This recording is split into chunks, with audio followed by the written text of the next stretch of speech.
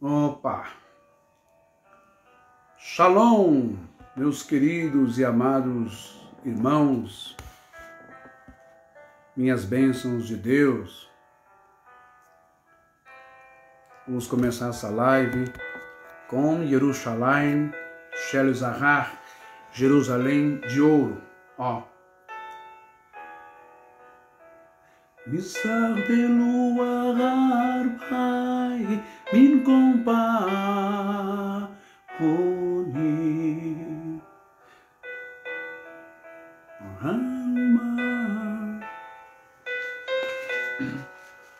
ani Misar beluar bai min kompa moni Jerusalém Shel Zahar Veshel Lehon Shel Veshelon Alon Lehon Sirai Ani Keno Jerusalém Shel Zahar Jerusalém de ouro.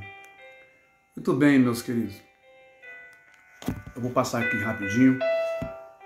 É uma questão de nós refletirmos um pouco sobre os acontecimentos dos últimos dias, ok? Eu quero falar com você que crê nas Escrituras. Eu quero falar com você que acredita em termos escatológicos, de profecias, ok? Por quê? Essa mensagem é muito importante, ela vai ser curta hoje, mas ela vai servir para abrir o campo de visão, o seu campo de visão, querido e amado irmão, você que é evangélico, você que é pentecostal, você que é neopentecostal, você que acredita mesmo nas Escrituras, você que tem essa esperança da volta de Jesus, aonde ela é pregada também dentro do catolicismo romano, ali nesse novo ministério, os carismáticos, não é? Quem falou muito sobre escatologia, Daniel, Ezequiel, o fim dos tempos, a volta de Jesus, foi então o falecido padre Jonas Habib. Ele pregou muito sobre isso no seu ministério da Canção Nova, não é? E também os evangélicos há décadas vêm desenvolvendo esse conceito, essa doutrina, baseado em falas de Paulo, de Daniel, de Ezequiel, de profecias da Bíblia hebraica, não é? E também o Novo Testamento, onde Paulo fala. Por exemplo, é importante ressaltar, quando eu falo abrir a sua visão, irmão evangélico, não é desconstruir a sua fé, como muitos têm feito por aí, que estão pendendo mais para o lado dos ateus, não é? Em teologias reversas, do que edificar a sua fé. O engraçado é hoje eu conversando com um sábio, um irmão judeu, o irmão Rodrigo. Essas pessoas que estão nos YouTubes criticam tanto, mas tanto o sistema religioso em termos de tirar o seu dinheiro, explorar a sua fé, extorquir você, enganar você.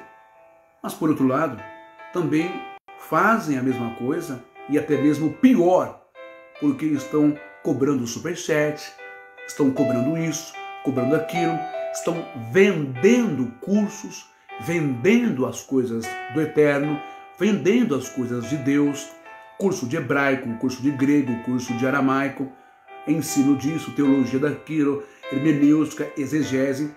Ora, se a sabedoria que tal fulano, ciclano, beltrano, que é professor, recebeu do eterno, ou seja, a capacidade intelectual e cognitiva de compreender, destrinchar bem o hebraico e falar da palavra, da Torá e das cartas paulinas e dos evangelhos sinópticos, se isso foi dado de graça pelo Eterno, dom de sabedoria, dom de mestre, dom de ciência, por que, meu querido, pisar em cima das palavras de Yeshua, de Jesus, quando ele disse: curai os enfermos, limpai os leprosos, ressuscitai os mortos, expulsai os daimones, mas com uma condição: de graça recebestes, de graças dai. Quando você ensina uma pessoa, você cura essa pessoa, metaforicamente você cura ela da doença da ignorância. Quando você ensina as coisas de Deus, as coisas do bem, da luz, dando sabedoria a ela, você tira a lepra, no sentido figurado, da ignorância, da estupidez, do não saber.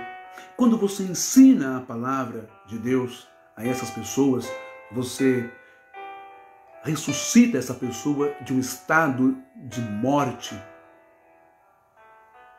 psicológica, de morte de entendimento, de morte no sentido de ignorância.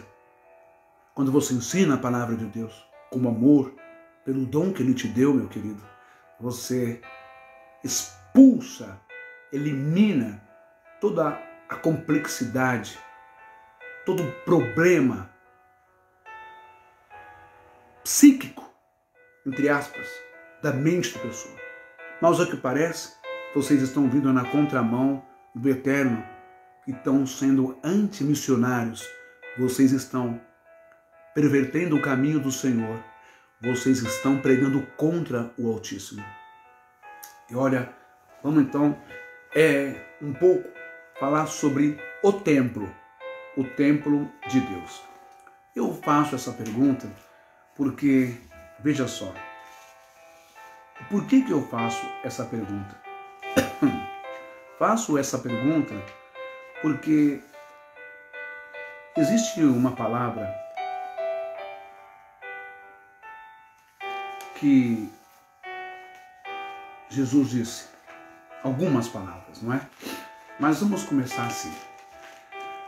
Eu sei que você frequenta a sua denominação, eu sei que você frequenta a sua igreja, eu sei que você, querido católico, tradicional, eu sei que você é católico carismático, eu sei que você é protestante, eu sei que você é evangélico, pentecostal e neopentecostal, tem muita alegria no seu coração e muito fervor de ir até o lugar denominado a casa do Senhor.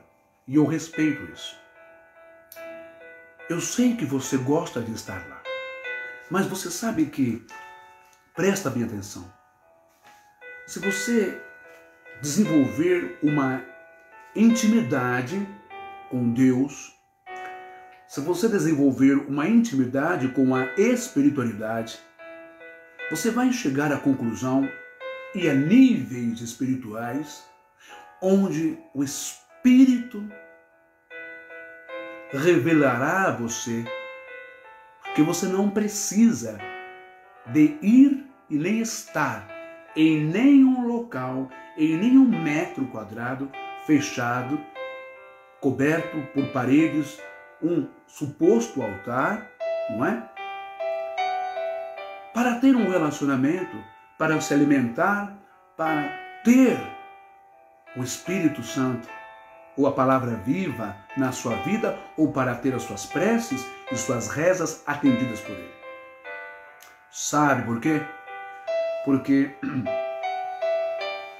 o próprio Jesus disse à mulher samaritana.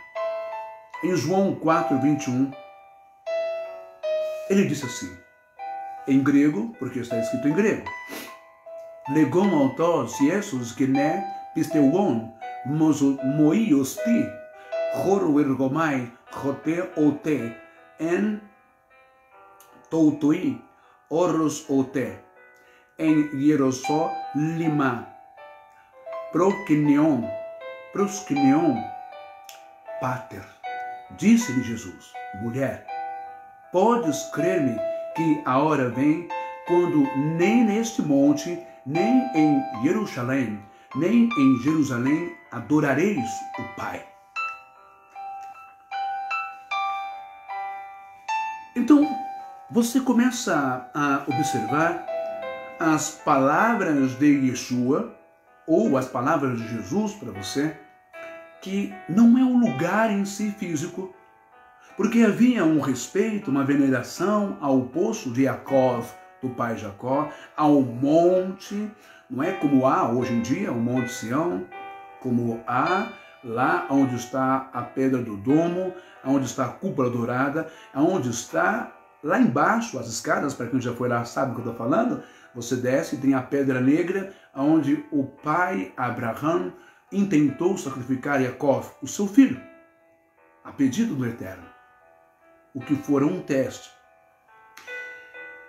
E este lugar hoje, ele pertence ao domínio dos palestinos, do povo árabe, ali dos muçulmanos, que ergueram a pedra do domo, não é? E mais para frente, um pouco, andando mais, no mesmo monte, estão os restos arqueológicos, os muros do templo de Jerusalém. Portanto, Jesus, ele se refere, ele vai dizer em Yohanan, em João 4:21, o meu querido amado irmão Rodrigo, é uma luz de Deus. Foi um bate-papo muito agradável hoje, uma troca de energia muito boa da parte de Hashem. Shalom, que Deus te abençoe, seja bem-vindo. Jesus vai dizer à mulher, ali do poço de Jacó, está escrito em grego. Então, ele vai dizer, Legom autos Jesus gené pisteuon, moroti, choro ergomai, choti ote en, toutui oros ote en Jerusalema proskenion pater. Mulher, está dizendo aqui, mulher, podes crer-me que a hora vem quando nem neste monte, nem em Jerusalém adorareis ao Pai. Porque os verdadeiros adoradores do Pai o adorarão em espírito e em verdade. Guarda isso, querido evangélico. É em espírito e em verdade. Mas, irmão Ben, eu me sinto bem indo na igreja, indo na casa do Senhor. Tudo bem? Mas até que ponto esse lugar é um lugar santo, um lugar sagrado? Eu entendo que todos nós temos dias estressantes do nosso mundo secular, laboral, dos nossos trabalhos. É compreensível termos um point, um lugar, um grêmio, uma agremiação, um clube para conversarmos, bater papo, para trocarmos ideia, trocarmos projetos, sonhos, ouvirmos uns aos outros, ajudar, entretenimento e enfim. Infelizmente hoje, querido irmão evangélico, o que se chama de igreja ou casa de Deus, na verdade é um clube. É uma empresa CNPJ. E lá não tem como permanecer de graça. Você vai ter que meter a mão no seu bolso. Mas isso não vem ao caso agora, calma. Por que eu estou falando tudo isso? Porque Jesus também vai dizer no Evangelho, deixa eu ver onde eu coloquei aqui agora, vou achar aqui, ele vai dizer assim, bem no seu tempo, no templo de Herodes, o templo estava lá, Herodes apenas tornou mais suntuoso, ele ampliou os espaços do templo, não é?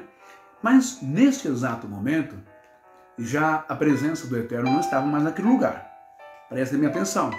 Em João 2,16, ele vai dizer assim, Caí epon polion peristerá, airon eteotan, eteoten, tautamen poiel, oikos mou, pater oikos emporion. Isso é grego. Jesus está dizendo assim, e disse aos que vendiam as pombas, tirai daqui estas coisas, não façais da casa de meu pai casa de negócio. Não é de agora, meu querido. Não fique triste com o irmão Ben. Não é de agora. Em que os homens, os fariseus, até o sumo sacerdote, faziam do lugar sagrado um lugar de comércio, de shopping de Deus, de vendas, trocas de moedas e dinheiro. Tornou um lugar santo um lugar escuso. Em outra parte, acho que Mateus 23, Matatias 23, Jesus vai dizer assim a eles: o que é mais santo? O altar ou o que está sobre o altar? O que é mais santo? O altar ou a oferta sobre o altar? Vocês juram pelo quê? E eles disseram, claro, pela oferta que está no altar. Jesus os condena e os critica, porque não é a oferta que santifica o altar, mas é o altar que santifica a oferta. Ou seja, eles não estavam nem aí pela tal presença, Ruach HaKodesh, Kadosh, glória, presença, Espírito do Eterno naquele lugar, a essência sagrada de Deus naquele lugar. Então não interessava mais, e nem lá ela estava mais, mas estava ali o espírito humano. Trocaram o Eterno por Mamon. Mamon passa a ser então o Deus dos sacerdotes, sumos sacerdotes e dos fariseus em Jerusalém. E é por isso que eles adoram o dinheiro, a grana, as vendas, os comércios. Note bem, como pode, se em Devarim, lá 14 ou 15, vai dizer que o Eterno diz a Moisés para que ajude o órfão, a viúva, o estrangeiro. E como que uma viúva vai dar oferta dentro do templo? Eles estavam então cometendo um erro, um crime, um pecado, aceitando ofertas de uma viúva pobre. Presta bem atenção nisso. Você acha que dando o seu dinheiro no templo, na sua igreja, você está agradando a Deus? Esse dinheiro não é para Deus. É para o homem, é para o sumo sacerdote, é para o pastor, é para o missionário, é para o falso apóstolo, é para o falso presbítero, é para o falso padre. Você entende isso que eu quero te dizer? Como pode eles cobrarem a oferta da viúva pobre se era obrigação deles, do sumo sacerdote, do pessoal, dos fariseus, cuidar da viúva pobre, do órfão, receber o estrangeiro?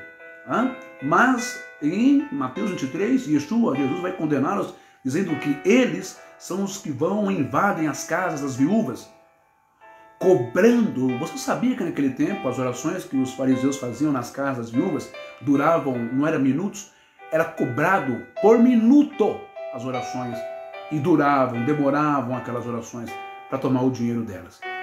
Já falei isso no meu canal do YouTube. Bom, e em outra passagem, também Mateus 21:13, vai dizer assim, Jesus: Kai legon autos gropon, mo oikos kalion oikos proseunke, rimeis depoion peleion leistes. Ou seja, e disse-lhes, está escrito, a minha casa, ele está citando o Velho Testamento, ou a Bíblia hebraica. Ele está citando uma fala lá no Antigo Testamento, como vocês colocam.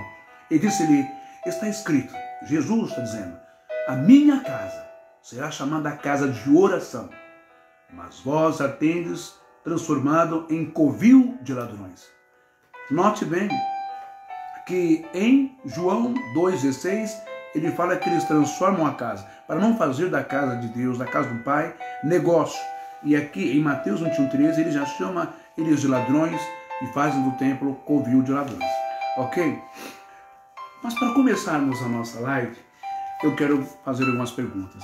Se Israel está construindo ou reconstruindo o terceiro templo de Deus, então os demais templos cristãos nunca foram verdadeiros, mas apenas fake news? E você sabia que você não deve ter orgulho de ter o nome ou o título de cristão? Por que cristão? Você sabia que cristão foi um apelido que os soldados romanos deram a Yeshua, porque era chamado de Cristo? Cristo é do hebraico Messias, mas em grego se pronuncia Cristo, mas em hebraico é o Messias. Cristo, ungido, a rei, Cristo ungido para ser rei, para ser político, para ser poderoso. Então, as pessoas que seguiam a Yeshua, na verdade, eram do caminho, o caminho do Nazareno, e nada a ver com cristãos.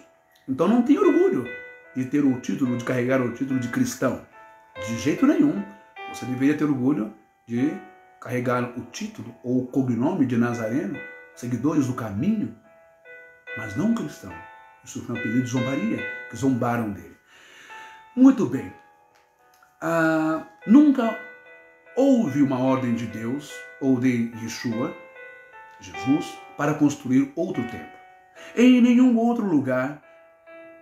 Assim, cai por terra que a Basílica de São Pedro, no Vaticano, as catedrais góticas, as paróquias, as basílicas, as capelas, a Catedral de Notre Dame, como casa de Deus. Cai por terra as catedrais e templos mormons da Igreja de Jesus Cristo, do Santo dos Últimos Dias. Presta-me atenção, eu estou me referindo a templos, a edifícios construídos por arquitetos, por engenheiros, a prédios físicos, pedra, vergalhões, concreto, cimento. Eu não estou me referindo a você, pessoa. Não se sinta ofendido e nem atacado. Cai por terra, então, muito mais agora com a reconstrução do terceiro templo, cai por terra o tal templo que o Edir Macedo fez aqui na Celso Garcia, zona sul de São Paulo, o cognomado Templo de Salomão. Que pena! Nunca foi, nunca será aquilo ali o Templo de Salomão. Por mais que ele tenha gastado bilhões, tirando do bolso de vocês fiéis, para transportar pedras de uma pedreira lá em Jerusalém. Por mais que ele tenha usado material de lá. Nunca foi, nunca será Templo de Salomão. Tampouco será Templo de Deus. Muito bem. Também cai por terra a tal casa de Deus do então falso apóstolo Valdemiro Santiago, que diz que a cidade mundial é a casa de Deus. Cai por terra o templo construído com dinheiro dos fiéis. Todos esses templos foram milhões e milhões e milhões gastos, muita grana, chega a bilhões, dinheiro tirado do suor, do sangue de vocês. Cai por terra o Templo da Glória, construído pelo falecido missionário Davi de Oliveira Miranda, aqui no Parque Dom Pedro, em São Paulo. Cai por terra também os templos. Ele nem conseguiu levantar o templo, gastou dinheiro, a obra está parada, ali na Armênia, Tietê, que é do Raimundo Romildo Soares, o R.R. Soares, que está um buraco cavado no chão, cheio de musgo apodrecendo, obra parada, embargada, que não conseguiu levantar o templo dele, da Igreja Internacional da Graça de Deus. Cai por terra todos os templos do Silas Malafaia, que ele levantou a 11 milhões, 12, a milhões de reais, tudo com o dinheiro do povo. Esses lugares nunca foram, me desculpa, a casa de Deus, ok?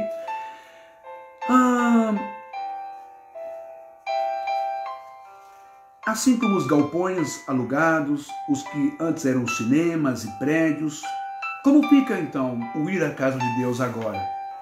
Você é evangélico, protestante, pentecostal. Israel agora está seguindo todos os parâmetros, todas as medidas, todas as escavações do templo de Herodes. O templo do tempo de Yeshua de Jesus. O único em todo o globo terrestre, em todo o planeta, está sendo reconstruído.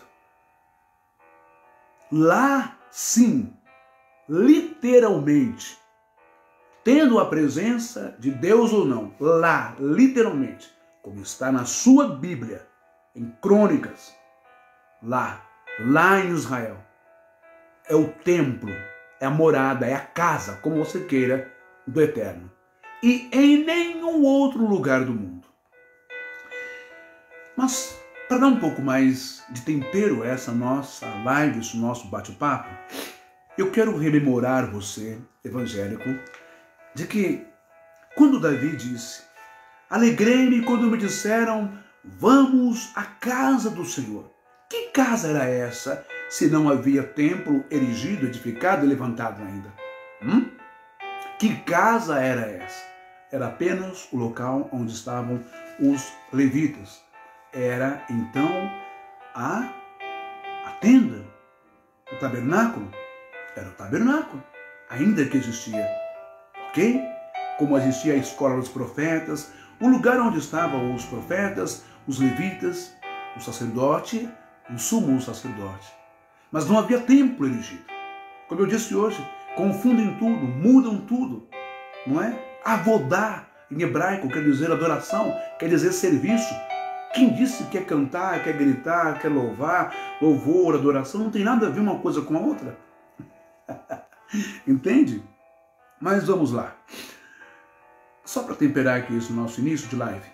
O livro de 2 Samuel, capítulo 7, do versículo 1 ao 29, mas eu vou ler só versículos 5 e 6, para você ter uma ideia de que o Eterno, o Senhor, bendito seja o seu nome, ele nunca pediu, ele nunca necessitou, ele nunca precisou de um lugar físico para estar ou se fazer presente, porque ele é Espírito. Lembra que Yeshua disse à mulher do poço de Jacó, a mulher samaritana? Haverá tempos em que os verdadeiros adoradores de meu Pai o adorarão em espírito e em verdade. Ok? Então diz assim.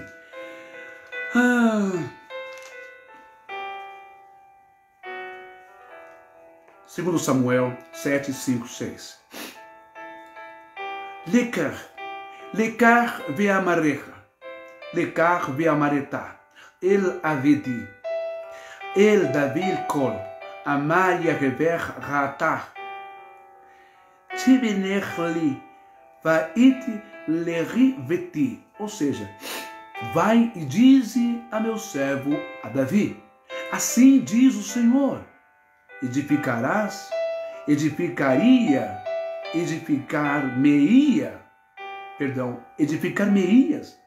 Assim, diz o Senhor,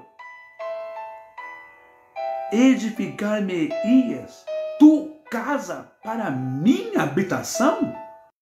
É um questionamento, é uma pergunta do Eterno ao rei Davi. Como é que é? Como que é? Eu não ouvi. Como é que é, Davi? Você edificar-me-ia uma casa para eu morar? Cuidado com o subestimar a espiritualidade. Cuidado com o tentar humanizar a espiritualidade. Cuidado com o tentar colocar Deus como se fosse um produto químico, um ensaio laboratorial para você patentear Deus. É o que mais se fizeram nestes séculos. Tentaram patentear Deus e colocar dentro de um pacotinho, omitizar ele, tentaram pintar ele, desenhar ele para vender o produto. Cuidado, porque Deus é Espírito. É muito mais além do que possamos imaginar. Então acho que subiu na cabeça de Davi que Deus pudesse sair da sua essência, do seu infinito, da sua imensidão e morar ali. Dentro de um baú, dentro de um templo, dentro da arca. Você vê que coisa? Muito bem, o versículo 6. Que lo yareveti bevaiti lemignon haloti et benei Israel mimitzrain ve'ad ayon chazer vayerehe miteralecha be'ohel uvemishkelkan.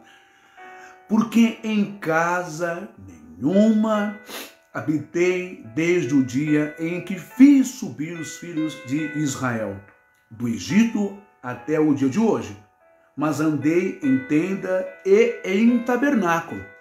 Ok? Então, essa ideia de casa de Deus, ela nunca foi aceita por Deus, mas houve uma teimosia. Ou então Deus entendeu o carinho ou a gratidão de Davi, mas não permitiu que Davi construísse.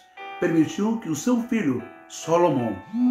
Salomão construísse, então, edificasse, então, o templo, ok? Mas entenda, irmãos, não é que Deus saía de sua eternidade e que Deus se fazia humano numa forma pequena, sentava e habitava dentro do templo ou dentro da Arca da Aliança. Havia apenas uma energia, uma presença, uma energia do Eterno ali. Deus não precisa habitar dentro de arca. Deus não precisou nunca habitar dentro de um templo. E a verdade, esse templo de Salomão ganha esse nome porque o templo foi dele mesmo. Na verdade, foi para ele mesmo. Porque o próprio Salomão depois perverteu e fez muitas coisas horrorosas, sacrifícios rituais a outros deuses ali dentro do templo. E é de Salomão a ideia de colocar também alguns orifícios nas laterais em forma, se eu não me engano, de flores, coisas assim, para que o povo depositasse alguma coisa. Mas essa é uma outra história que eu vou apurar com afinco, com toda cuidado, para trazer para vocês. Mas veja que tudo que é do homem, que é projeto do coração do homem, vai implicar em impostos, em tributos, e vai querer usar a essência, a energia, o poder, o fenômeno, a Shekinah, a Kadosh, o poder do céu, para ganhar dinheiro e ficar rico. Infelizmente é isso, tá bom? Então, vamos lá. Vamos ao que interessa, não é? Esse aqui eu vou deixar para depois. Vou colocar aqui. Eu quero que você se prepare. Porque pare e pensa comigo. Vamos lá. O primeiro templo construído no Monte do Templo foi o templo do rei Salomão, que durou 390 anos antes da chegada dos babilônios, que o destruíram em 586 a.C., correto? O segundo templo, lá mesmo, não é? Construído depois do cativeiro na Babilônia, no mesmo local, permaneceu durante 585 anos, né, antes de ser destruído pelos romanos no ano 70 depois de Cristo. Lembra que Yeshua profetizou? Não ficará pedra sobre pedra, etc, etc, etc.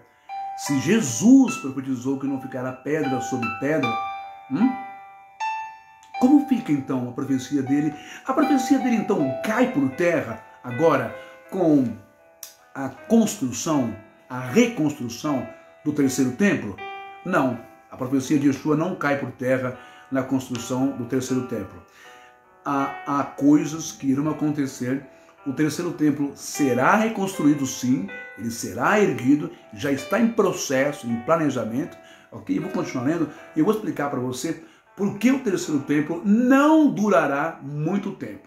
Porque o terceiro templo não será um terceiro templo erigido, edificado e levantado para Yeshua, o Mashiach de Israel, mas para o anticristo, tá bom? Muito bem, vamos lá. Mas antes disso, houve também invasão de Antíoco Epífanes também, os imperadores gregos, etc. Aquela coisa que ofereceu uma porca no templo, né? Saquearam o templo, tacaram fogo, mas não chegou a ser destruído, né? Antes da destruição pelo general Tito Romano, ok? Esse Antíoco Epífanes foi aquele que foi derrotado pela fé, pela força espiritual que Deus deu a Judas Matatias, a saga dos Macabeus. Se você for em Jerusalém, você vai lá onde encontra o rol dos heróis da fé, a cidade dos Macabeus, ela está a civilização arqueologicamente a 50 ou 250 metros abaixo do solo, e você vai encontrar lá todos os registros de Judas Macabeu, os seus filhos, os seus soldados, os seus guerreiros, que a história é muito bonita, ok? Continuando aqui que eu estou falando, deixa eu colocar aqui em ordem, senão me perco, né? Bom, se você pensa que a construção começou agora, está muito enganado. O rabino Kahane treinou todos aqueles que estão na liderança desse esforço para a reconstrução, e foram os seus alunos que deram início ao Instituto do Templo, que eu vou mostrar daqui a pouco em vídeo para você, em 1987. Então a ideia, o conceito, o projeto, a desenvoltura, não é, de reconstruir o templo, o terceiro templo, não é agora não, ok? Já está lá desde 1987, né, no Instituto do Templo, que ele criou o Instituto do Templo, o Rabino Kahane, no bairro judeu da cidade velha de Jerusalém, não é? O Instituto tem treinado homens para o serviço no templo e acumulado todos os implementos necessários para o templo, inclusive a mesa da proposição, o altar do incenso e a menorá de ouro. A menorá atualmente a menorá em exposição em frente à praça do Muro Ocidental em Jerusalém, é recoberta com aproximadamente 45 quilos de ouro puro e o seu valor é de cerca de 2 milhões. 2 milhões de dólares americanos. Para você ter uma ideia, tá bom? Conhecido como... Isso aqui é um assunto que eu vou falar daqui a pouco, por isso que eu vou separar. Deixa pra cá. Vou separar esse e vou separar... Deixa eu ver... Esse daqui fica aqui. Não, esse não. Deixa eu ver... Tá bom aquele ali. Aqui é outra coisa que eu... Aqui. Esse aqui... Muito papel, né? Eu acabei escrevendo rápido. Vai ser rápido essa live. Muito bem. Terceiro tempo. Olha, eu vou pegar aqui um celular para mostrar para vocês. Só um minuto. Vou mostrar para vocês agora a prova de que realmente o terceiro templo agora é fato. Não é mais uma cogitação, uma suposição, não. É fato mesmo. Essa live eu vou dividir com você. Eu vou colocar aqui, que está com a nossa querida Guiarrutin, né? A Israel com a Aline. Eu quero que você veja isso, que é muito bonito. Eu vou virar a câmera aqui. Deixa eu ver aqui agora se eu consigo virar a câmera. Aqui, vou virar a câmera para lá.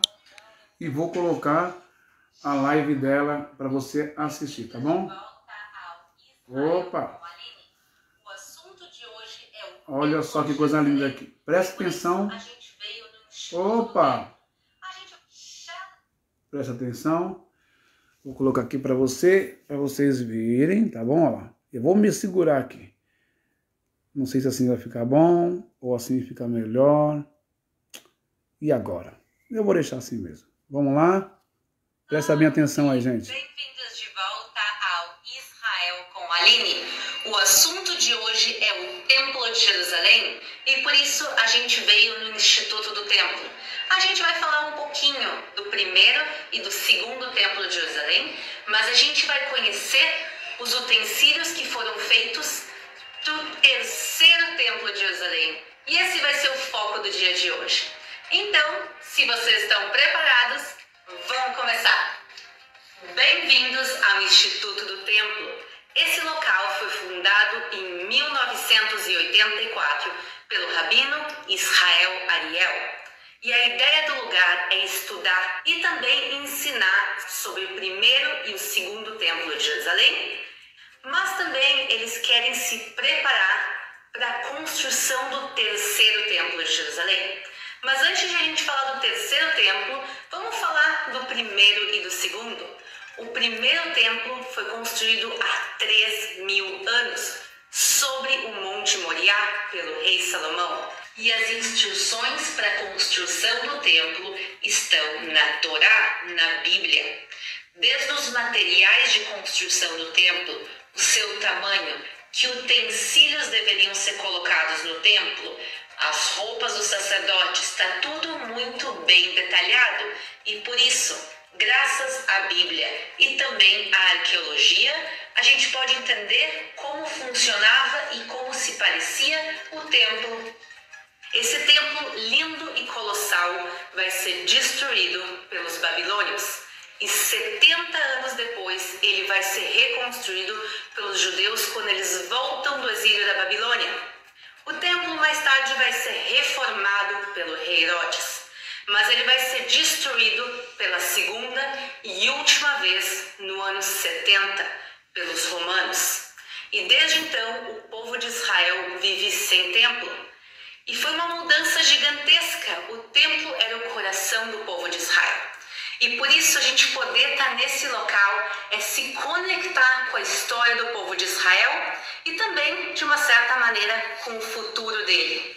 O Instituto ele é gigantesco e tem muita coisa que a gente pode falar aqui dentro. Mas hoje eu quero mostrar para vocês alguns dos utensílios que eles prepararam para o terceiro templo de Jerusalém. E começando, eu acho, por um dos meus favoritos. Venham comigo ver as roupas dos sacerdotes. Vamos lá. O povo de Israel é dividido em 12 tribos. E cada tribo era diferente da outra. Mas tinha uma tribo que era bem diferente de todas as outras, que é a tribo de Levi. Ela era tão diferente que na época que se dividem as terras de Israel entre elas, Levi não vai receber nenhum pedaço de terra, e sim, Deus vai ser a herança deles.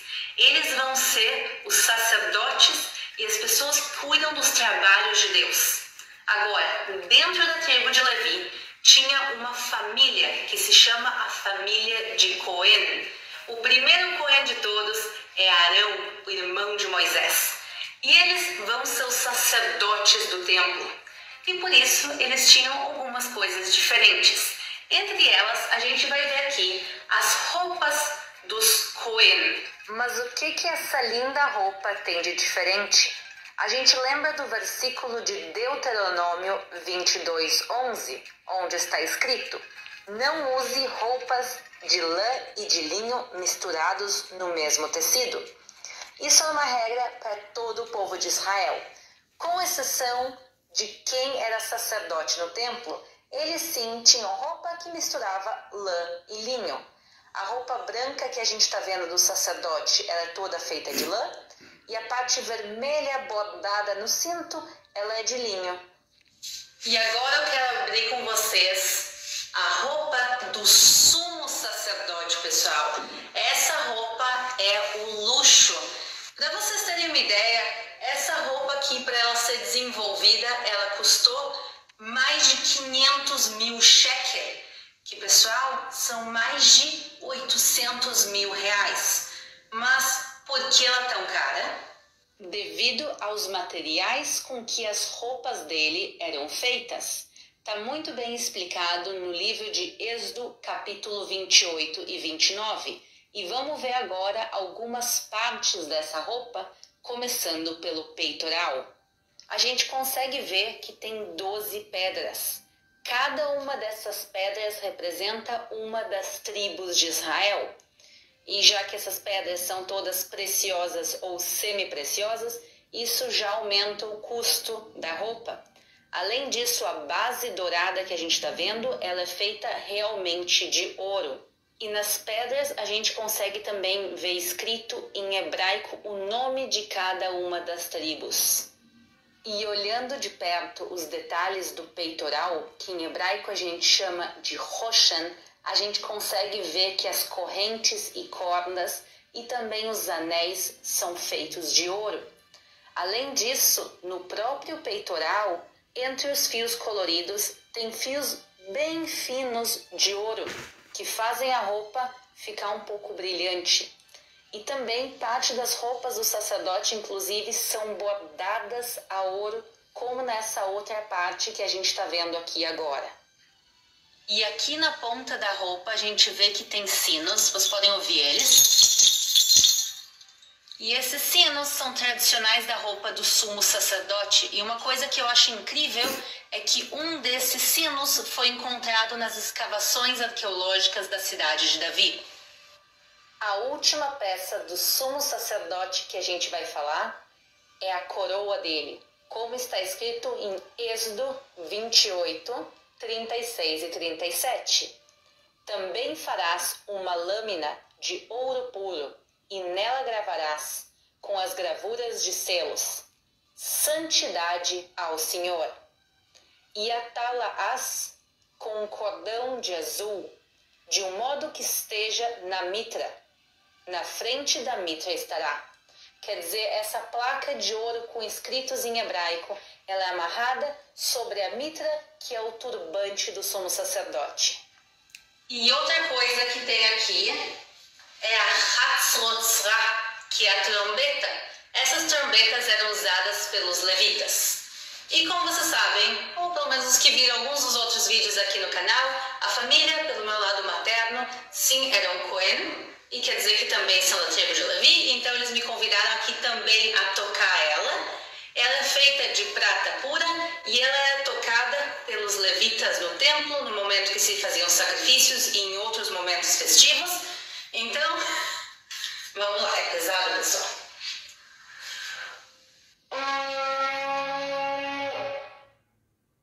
Bom, quem sabe tocar bem, o som sai um pouco mais agradável. No momento no Templo de Jerusalém, centenas de levitas com instrumentos musicais, com as harpas, com os violinos, que não são iguais aos violinos de hoje em dia, com as trombetas, quer dizer, é um momento muito emocionante e também acompanhado por esses instrumentos musicais.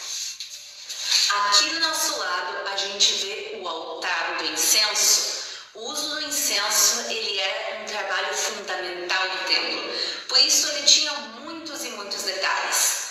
Ele era feito, o altar em si, e esse também, pessoal, ele é feito segundo as instruções bíblicas. O altar em si, ele é de madeira e de cedro, coberto de ouro. Agora, quando eles foram reconstruir os utensílios, se tem um problema, qual a técnica que tu vai usar? Eles pegaram, e segundo as escavações arqueológicas que se fizeram no Egito, segundo achados das pirâmides, eles entenderam que técnicas dos egípcios também usavam naquela época e por isso eles fizeram baseados nessas mesmas técnicas. Então é de madeira, coberto de ouro. No templo, 2 vezes por dia se acendia o incenso. E o incenso é uma mistura de 11 espécies diferentes.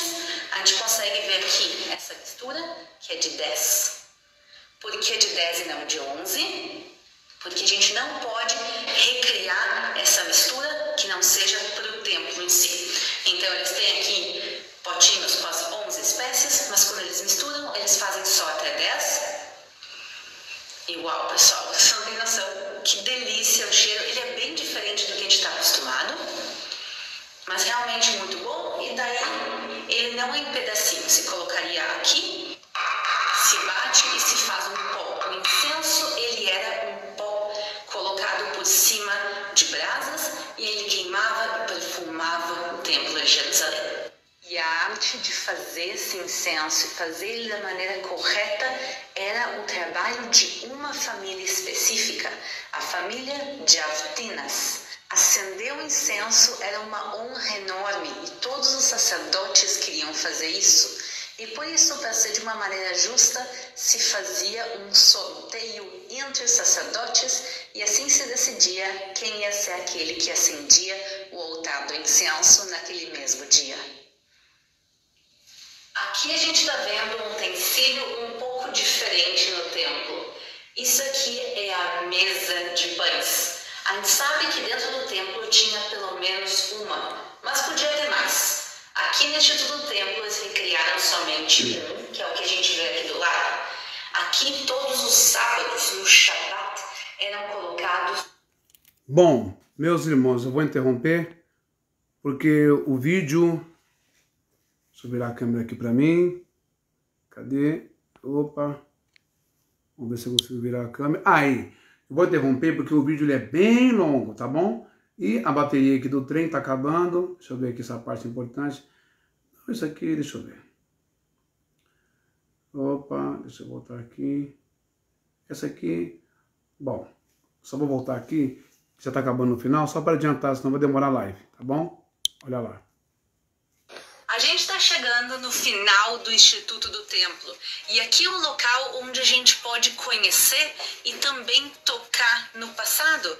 Por exemplo, aqui a gente consegue ver as 12 pedras, que são cada uma por uma das tribos de Israel. E aqui também a gente consegue, por exemplo, ver os 11 incensos, porque a gente não pode ter todos eles misturados, mas cada um em separado a gente pode ter. Então poder abrir e cheirar os incensos do Templo de Jerusalém, tocar nas pedras, ver as vestes, é uma maneira de a gente se conectar com o passado e com o futuro. Espero que vocês tenham gostado de conhecer um pouco mais sobre o Templo de Jerusalém e sobre o Instituto do Templo, e a gente se incrível que eles conseguiram para começar a construção. Então, os utensílios do templo, sim, estão sendo feitos, mas o Templo de Jerusalém ainda não. A gente está chegando no final do Instituto do Templo. E aqui o local... Acho que deu para ter uma ideia do preparativo, não é? Você viu que o Rabino lá fundou o Instituto do Templo e o Rabino Kahane treinou todos aqueles para poder ter todo o cuidado, todo o respeito a todos os utensílios, a mesa da apropriação, tudo que você imagina para a reconstrução do templo. O povo judeu é muito discreto, não é? Porque o que tem de especulação sobre isso, você não tem ideia, tá bom? Mas o templo vai ser erguido, sim, senhor, ok? Agora, eu vou carregar aqui o celular de novo, só um minutinho, eu vou colocar aqui também o vídeo, não é, do pastor que é meu amigo, que é meu irmão, o querido pastor Joel, que a bateria está acabando, mas eu vou colocar. Fica tranquilo aí, Joel, olha lá. Então, vamos carregar aqui. Deixa eu colocar aqui só um pouquinho. E a pergunta nessa noite é a seguinte: o terceiro templo vai ser levantado. Como ficam os templos que os homens que não são judeus, que não tinham competência, que não tinham sangue, sem nenhum tipo de xenofobia, mas que não tinham essa pureza, esse preparo, essa escolha, essa seletiva do Eterno para construir. Como fica vocês que construíram templos, que passaram por cima de todos os protocolos, vocês que passaram por cima das palavras de Yeshua? Yeshua disse que era para construir o terceiro templo. Vocês que são tão devotos a Jesus, responde para mim. Pode entrar na minha live agora, qualquer pastor, bispo, apóstolo, missionário, obreiro, qualquer um de vocês, evangelistas, pentecostais, Assembleia de Deus, onde me mostra nas Escrituras, onde Yeshua disse para Pedro, para Paulo, para Mateus, para Lucas, para João, para Tiago, onde Jesus disse para eles: construam templos. Construam templos. Agora, presta bem atenção na palavra do meu querido, amado irmão, pastor Joel. Vamos ouvir aqui um pouquinho, que ele também é uma bênção, não é? Nós estamos combinando uma live juntos, tá bom? Boa tarde, queridos irmãos que estão aí na boa companhia do meu irmão Ben. Calma. Ben, boa tarde. Calma, pastor. Um irmão que... Calma, pastor. Opa, acho que vou ter que voltar aqui. Eu vou virar aqui para vocês ver o pastor Joel também, tá bom? Que ele é uma bênção mesmo. Vamos lá, pastor Joel. Pode falar agora. Boa tarde, queridos irmãos que estão aí na boa companhia do meu irmão Ben. Ben, boa tarde. Um irmão que nós amamos em Cristo, né? Que procura sempre orientar vocês no que é melhor, nos melhores assuntos da Bíblia, né? Eu sou Joel, palestrante Joel, pastor Joel, e falando com vocês sobre um assunto que causa bastante curiosidade nas pessoas, que é sobre o templo, né? As igrejas, nós sabemos que elas são, hoje em dia, elas são ricas em ideias malignas, né? Vamos dizer assim. Mas não é nossa culpa, né? Cristo, quando morreu, já sabia que depois da sua morte, vários homens, vários falsos profetas, eles iriam alimentar outras ideias, inclusive a ideia de templo. Mas vamos lá. Antes do templo, meus irmãos, não existia templo, não existia igreja, nada disso. Existia tenda. Eles se reuniam em tendas. Ou seja, o povo reunia ali em tendas, porque tendas normalmente é onde estavam ali com suas famílias. Ou seja, nada mais é do que nossa casa hoje, onde estamos com nossas famílias. Muito bem. Mas Davi, um jovem que queria o melhor para Deus, queria e era rico, ele teve uma ideia de construir um templo. Né? Mas Deus refutou contra essa construção do templo.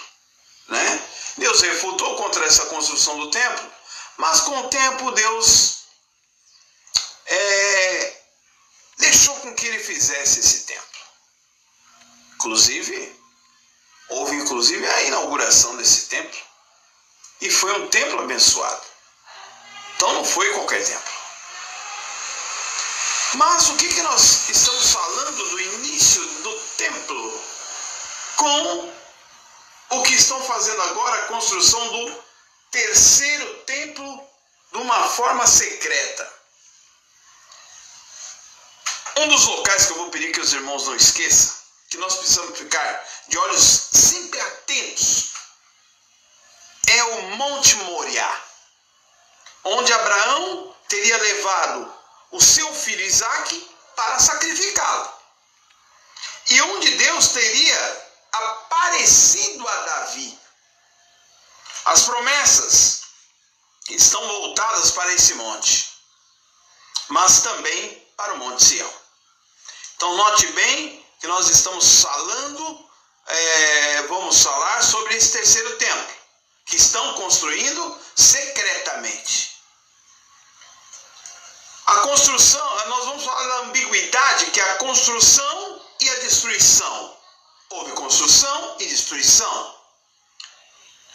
Deus, que significa, meus irmãos, bem e luz, mandou construir o primeiro templo. Tá? Salomão, representando o antimessias, o mal, construiu, perverteu todas as medidas citadas pela profecia. Deus manda Nabucodonosor destruir esse templo feito por Salomão. Isso está em Isaías 14. Ele manda construir o templo novamente. Por quem? Zorobabel. No templo de Esdras, nos períodos finais, aproximadamente de 300 a.C. Jesus manda destruir novamente aquele templo que usou Nabucodonosor. Agora usa Tito, Domiciano, 70 depois de Cristo, para destruir o templo. Em seguida, conforme mostra ali o livro de João, meus irmãos, 2:18-23, ele constrói em seu corpo, em espírito e em verdade, o novo templo. Mas o mal vem antes desta vez das outras vezes que ele mandou construir o templo. O bem veio antes, mas agora o anticristo se manifestou antes. Olha que coisa. Vem o anticristo, que é o lado mal contra Deus, o 666, a besta fera, representada pelo dragão, a antiga serpente que corporificará, oferecendo ao homem tudo o que ele quer, tudo que o homem quer ter, que ele quer ser, ele quer ter poder, chamado de ego. Então, ele alimenta esse querer, dá para o homem o 666. E um templo que será o terceiro templo de Salomão, que será destruído na volta de Cristo, que é o bem corporificado no final da grande tribulação. Tudo isso, irmãos, acontecerá no Monte Moriá, Monte Sião, monte do templo.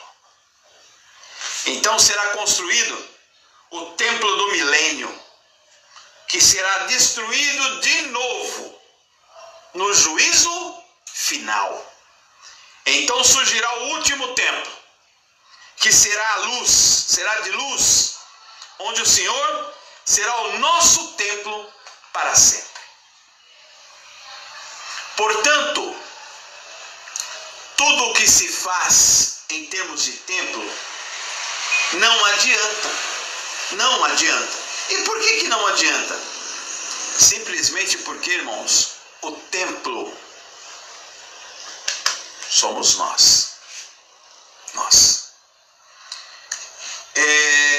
Nós temos que ver, irmãos, que é uma conotação muito surrada quanto ao que é templo, quanto ao que é igreja. Por exemplo, os homens vêm fazendo isso há vários tempos, há várias décadas. Não vai adiantar. Não ficará pedra sobre pedra. Isso é bíblico. Não ficará pedra sobre pedra. Levanta, cai. Levantou 2 vezes e caiu. Levantará a 3ª vez e vai acontecer o quê? Vai cair. A Bíblia diz, não ficará pedra sobre pedra. Porque, por exemplo, eu sempre converso com os irmãos de tudo que foi feito por mãos de homens, nada que Deus não aceitou ficou em pé. Hoje, por exemplo, vamos trazer para os nossos dias. Fazem da religião suja, e a primeira coisa que lembra para construir é o quê? Uma igreja feita por mãos de homens. Olha aí, em outras palavras é o quê? Templo. Agora, quando Deus mandou colocar uma placa em algum templo, pasme, quando Deus mandou colocar uma placa em algum templo, porque hoje, onde você vai, qualquer esquina que você está, tem uma placa em um templo. Será que esses templos ficarão de pé, sendo que Deus já destruiu 2 templos? Vai levantar o 3º, vai cair? Então, quando você coloca uma placa e diz que é sua igreja e coloca suas doutrinas, você não reconhece a morte e o sacrifício de Jesus por nós. Portanto, irmãos, tenham sua religião com Jesus. Tenha fé em Jesus, nas promessas de Deus, sem qualquer desconfiança. Isso chama-se fé. Mas tira essa ideia de que virá um 3º templo e vai dar certo.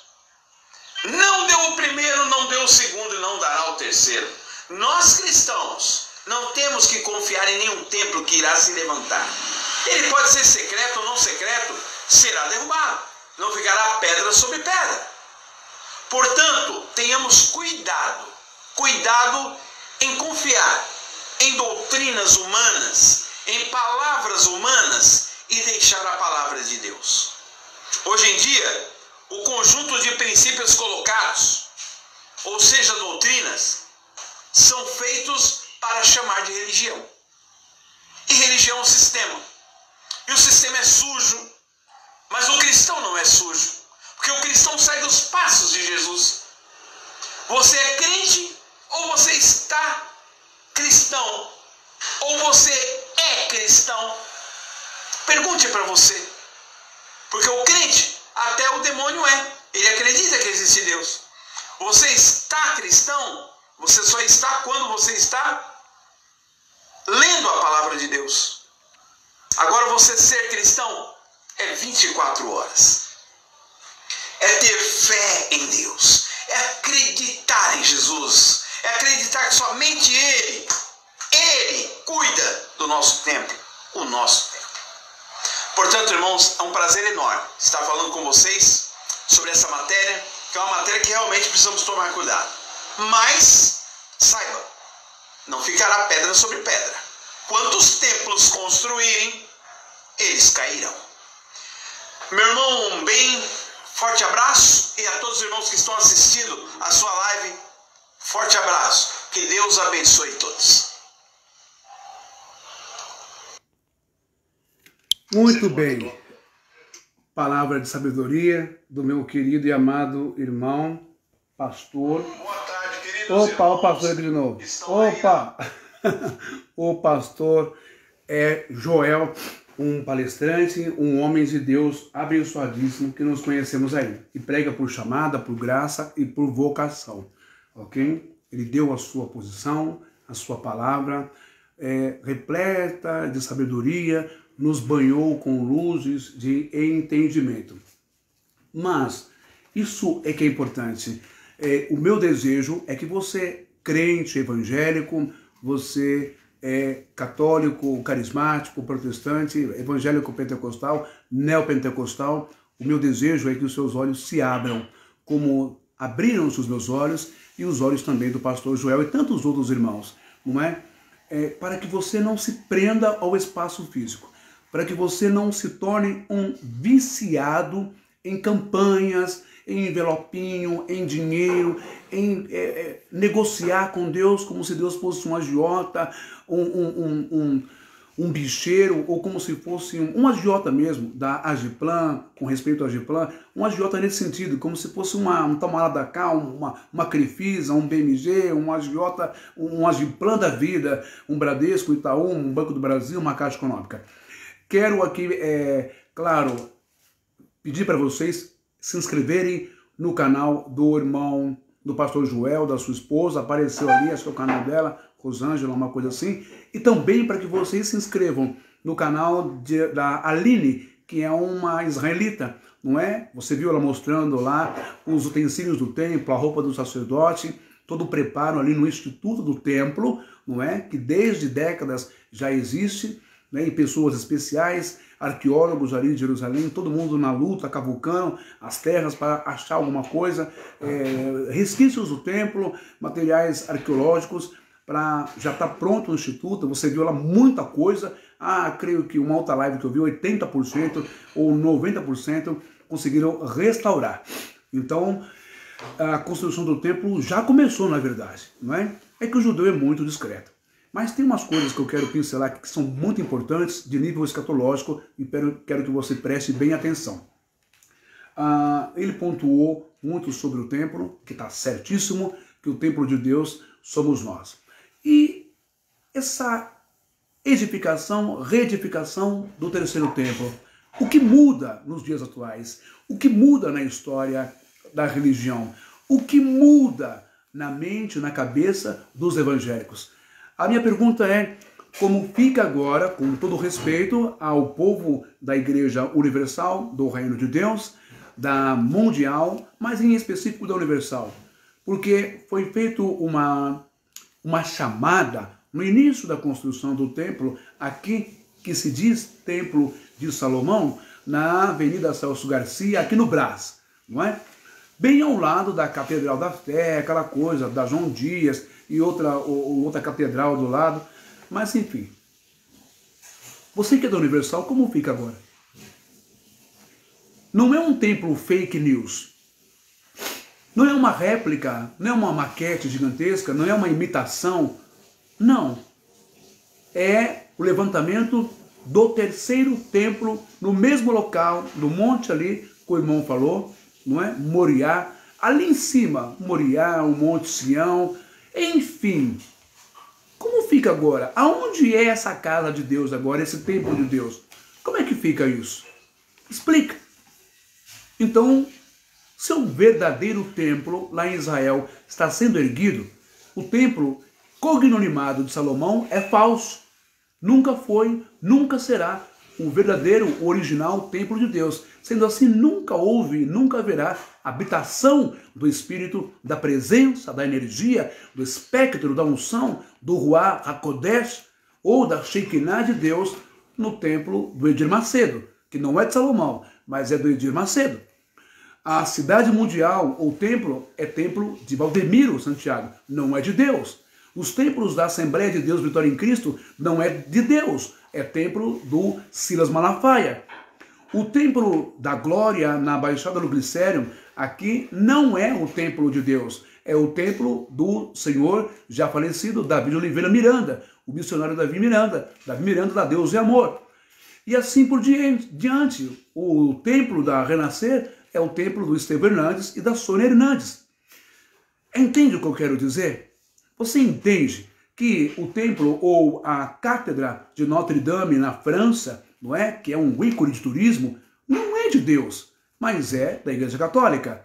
A Igreja de São Pedro no Vaticano também não é de Deus, nem de Jesus, mas é da Igreja Católica, é do Sumo Pontífice Católico, que está no momento lá. Carol Wojtyla não, Carol Wojtyla foi o Papa João Paulo II, nem foi o templo de Carol Wojtyla. João Paulo II foi o templo de Joseph Ratzinger, que foi o Bento XVI, e agora é o templo do Papa Francisco, que é o Bergoglio.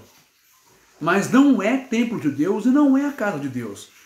Nem tampouco a paróquia, a diocese, as capelas, nem tampouco os templos erigidos lindíssimos, muito caros, belíssimos os templos da Igreja de Jesus Cristo dos Santos dos Últimos Dias, dos Estados Unidos, as suas catedrais, os templos dos mormons, também não é habitação do Eterno e nem do Espírito Santo. Nem as igrejas Salão do Reino das Testemunhas de Jeová, não é o templo de Deus. Sinto muito nos informar isso, porque o terceiro e único verdadeiro templo, em tese, em história, em arqueologia, em contexto bíblico, é o que está sendo levantado e erigido com todos os ferramentas, com o altar da propiciação, com tudo que você viu, com os verdadeiros descendentes dos Kohen, que são os levitas. E se você não sabe, evangélico, deixa eu te dar essa notícia. Você sabia que em Jerusalém, em uma festa especial, ainda matam cordeiro? Ainda matam, existe mais de 12 Kohens, mais de 12 levitas lá, e eles matam ali o cordeiro, entendeu? E fazem lá todo o ritual. Quem te disse que os rituais acabaram? Quem te disse isso? Então chega a ser engraçado, teatral, chega a ser piada você tentar erigir um templo. Agora pare e pensa. O verdadeiro templo vai ser levantado de novo. Como fica então a sua igreja, o seu templo? Não é a casa de Deus. Não é o templo, a habitação do Senhor. Como enganaram você esse tempo todo e, infelizmente, tiraram todo o seu dinheiro, comeram a tua alma, comeram a tua vida, saciaram a sua vida financeira, seus sonhos, seus projetos, tudo que você quis. Porque eles são, sem ofensa nenhuma, mas é o que Jesus disse, e Yeshua disse, são os ladrões do templo, os mercenários, como ele disse, como está aqui. Eu acabei de ler isso, agora há pouco. Olha só. João 4, 21, não é? O pastor Joel aí, o palestrante. Seja bem-vindo, Joel. Deus abençoe. Muito obrigado, viu, pela sua participação. Foi muito importante. Jesus disse, Yohanan 4, 21, João 4, 21, como está escrito em grego, vou falar para você em grego. Λέγον αυτός Jesus, λέγον αυτός Ιησούς γυναί επιστευιόν, μοή χωστή χώρα χειρκομάι, χωτέ οτε εν τουτοί, όρος οτε εν Ιεροσολύμα προσκυνεόν πάτερ. Disse-lhe Jesus, mulher, podes crer-me que hora vem quando nem neste monte, nem em Jerusalém adorareis o Pai. Nem no monte Moriá, nem em Sião, nem no templo, nem em Jerusalém adorarão o Pai. Porque o Pai será adorado em espírito e em verdade. Mas olha só esse outro texto aqui de João que eu acho maravilhoso. João 2, 16. Caí epon poleon peristerá. Aeron eteuten, tautame poion, oikos mo, pater oikos emporion. E disse-lhes Jesus aos que vendiam na porta do templo: as pombas, tirai daqui estas coisas, não façais da casa de meu pai casa de negócio. Responde para mim, evangélico, qual foi o dia que você foi na Universal e você nunca viu nenhum pastor vender, oferecer produtos? A água mineral universal, o anel de Salomão, coitado de Salomão, cristal de anel. A chave de Salomão, talit, kipá, como na plenitude, vende arroto. O lencinho ungido do tal apóstolo. A meia ungida, o feijão mágico.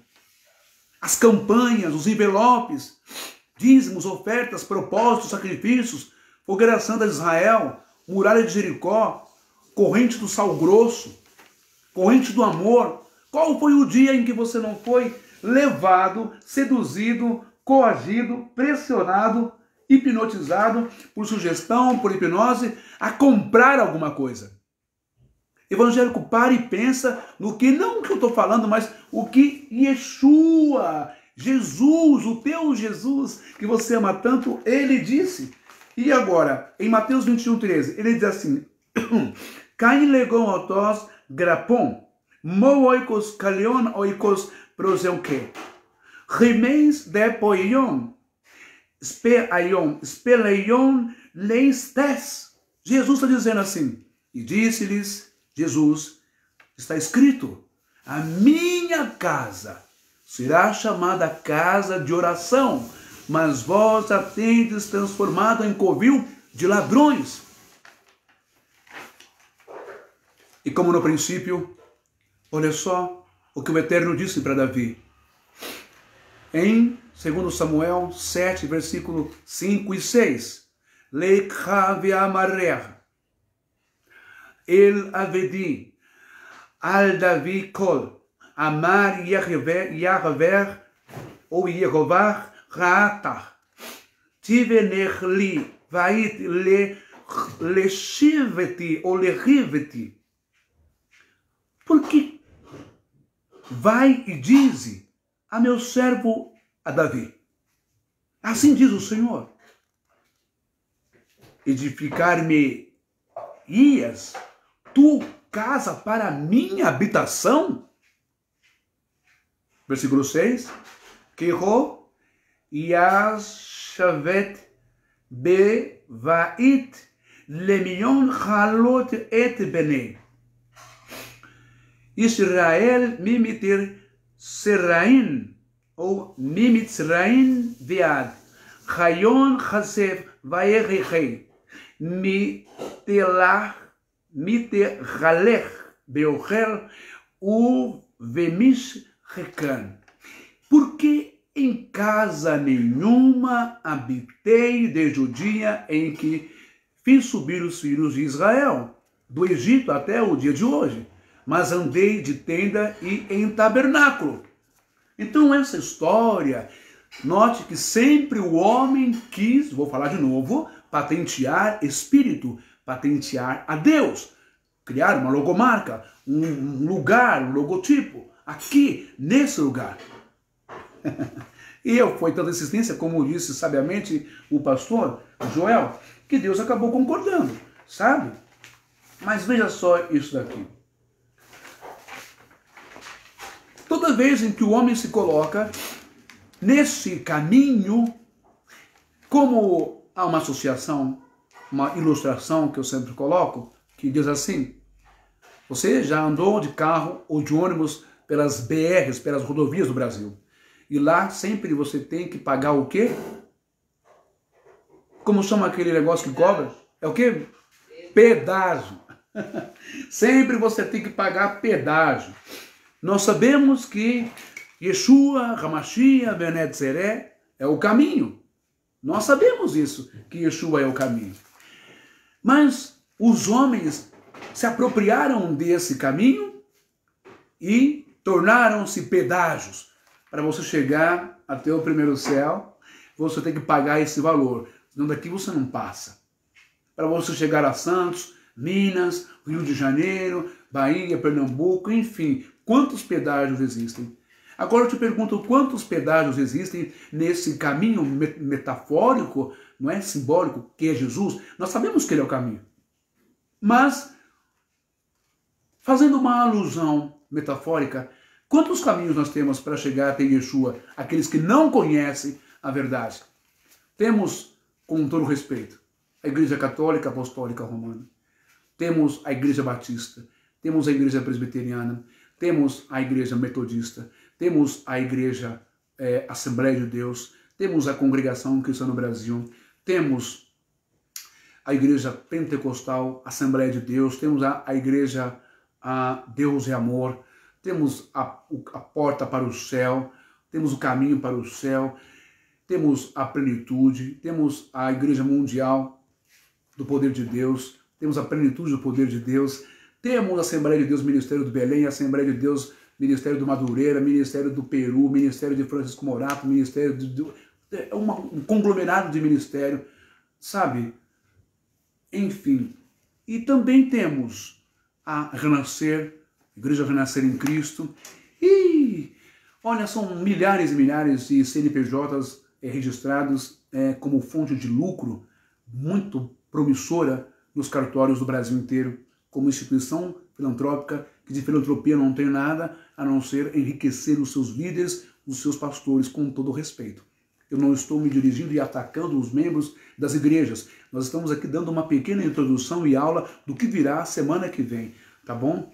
Então, é isso que Jesus está dizendo aqui. Cai legon autos grapon mon oikos calion oikos pregons proseum che rimies de polion spea laion leistes. Vocês transformaram a casa do meu pai em covil de ladrões. E é por isso também que ele amaldiçoou o tal templo. Quando Jesus chega no templo, quero que você saiba que neste tempo bíblico, neste tempo de Yeshua, indo ao templo, não é? Os seus discípulos também indo ao templo, o povo indo ao templo, não havia mais a presença do Eterno neste lugar, em razão da corrupção do sumo sacerdote, que tomou o lugar dos levitas, sabe? Detonou o lugar dos escribas e fez comércio. Trouxeram, viram, lá no tempo de Jesus, já viram, aprenderam na Babilônia, aprenderam nos medos e persas, como que os sacerdotes, sumos sacerdotes dessas religiões, desses deuses, vamos lá, Dagon, Baal-zebu, Moloque, tantos outros deuses, não é?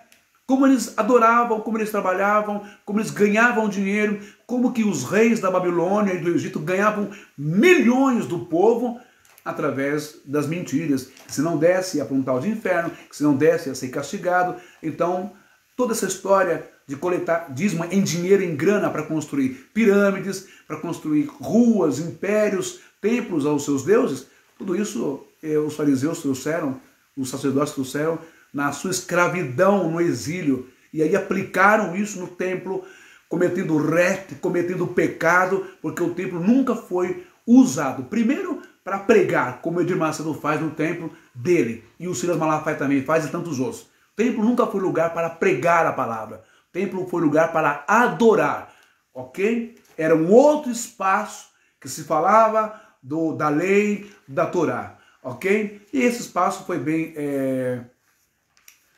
muito bem instaurado, logo para as Beit, que em hebraico são as casas de ensino, que hoje nós temos, que no tempo já era tido como sinagoga. Mas o templo não era lugar para ajuntar multidões de pessoas lá dentro.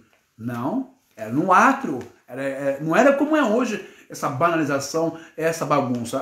O meu irmão judeu está aqui também, o Rodrigo Venâncio. Se eu estiver falando bobagem, Rodrigo, escreve aí, digita aí, me ajuda aí, tá bom? Então, infelizmente, meu querido irmão evangélico, é isso. O verdadeiro templo, esse terceiro templo, está sendo erigido lá em Israel. Como fica agora? Só há um templo de Deus. Não tem vários templos. Hã? Você vai sair daqui do Brasil para dar o seu dízimo lá no templo em Jerusalém? É perca de tempo, porque eles não vão aceitar o seu dinheiro. Porque no templo não se aceitava dinheiro. Não se aceitava dinheiro de jeito nenhum. Quando o texto fala de moeda, sabe? Com um pastor um dia me confrontou numa live e disse: você não entende nada de hebraico nem de templo, porque como é que você pode criticar a gente? Se a viúva estava dando moeda no templo, se Judas Iscariotes recebeu 30 moedas de prata do templo, dos fariseus, até explicar, não é? Que os fariseus corromperam o templo. É por isso que já não havia mais nenhuma manifestação e nem o Eterno estava naquele lugar. E é por isso também que Jesus condena o templo nesses quesitos, porque tornaram o templo um lugar de comércio, de inflação, de multas, sabe? De aumento, de tributos e de impostos, ok?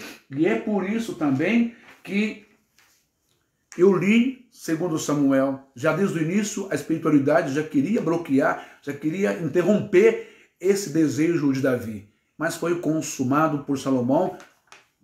Olha, irmãos, prestem atenção uma coisa, a espiritualidade, ela permite muitas coisas para que aqueles que estão atentos à sua Torá, à sua palavra, que se alimentam da porção da palavra, estejam espertos para não entrarem no engodo religioso, na mentira, na doutrinação maligna, na corrupção, no intento do homem.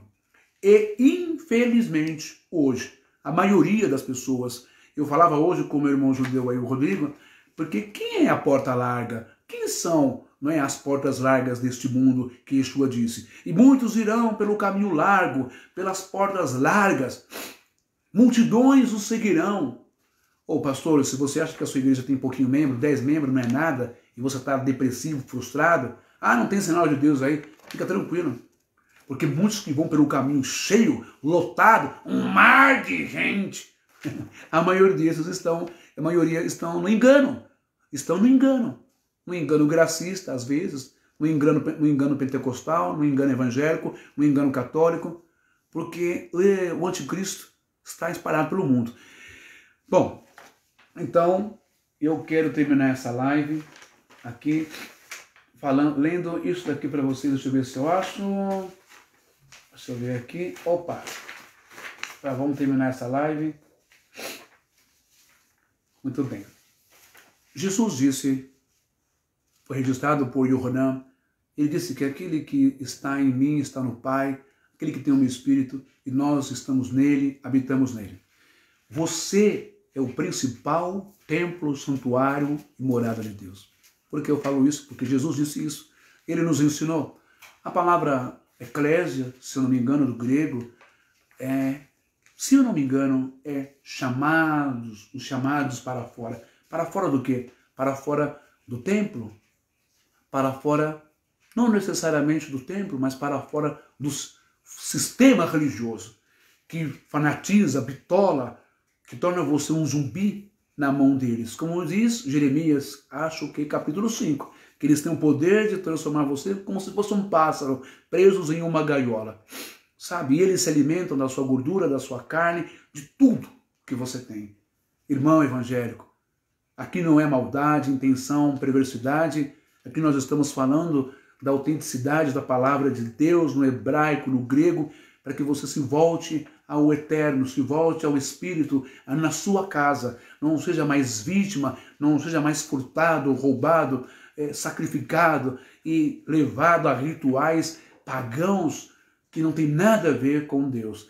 Olha só, Atos 17, 24, quando Estevão estava sendo apedrejado, ele, antes de ser apedrejado, ele vai clamar essa verdade que eu estou falando para você agora.